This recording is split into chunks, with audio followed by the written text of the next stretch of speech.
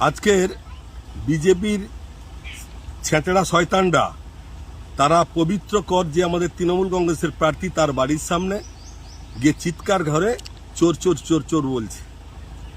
তোদেরকে লজ্জা লাগেনি রে? ও বেহায়ের দল, তোরা বলতো শুভেন্দু অধিকারী যেদিনকার কাগজ মুড়ে টাকা নিয়েছিল, তোরাই তো শুভেন্দুকে বলেছিলি যে ও চোর চোর চোর চোর। আর তারই অনুগামীও এখন বোধহয় পবিত্র হয়ে গেছিস, সাধু সেজে গেছিস। নির্লজ্জ বেহায়া। শুভেন্দু অধিকারী সারদা কাণ্ডের কোটি কোটি টাকা নিয়েছে, প্রমাণিত। শুভেন্দু অধিকারী নন্দীগ্রামের চাকরি দেওয়ার নাম করে প্রচুর টাকা কালেকশন করেছে রে। কন্টাই ব্যাংকে চাকরি দিয়েছে, টাকা নিয়েছে। ঘাটাল ব্যাংকে চাকরি দিয়েছে, টাকা নিয়েছে। ল্যান্ড ডেভেলপমেন্টে চাকরি দিয়েছে, টাকা নিয়েছে।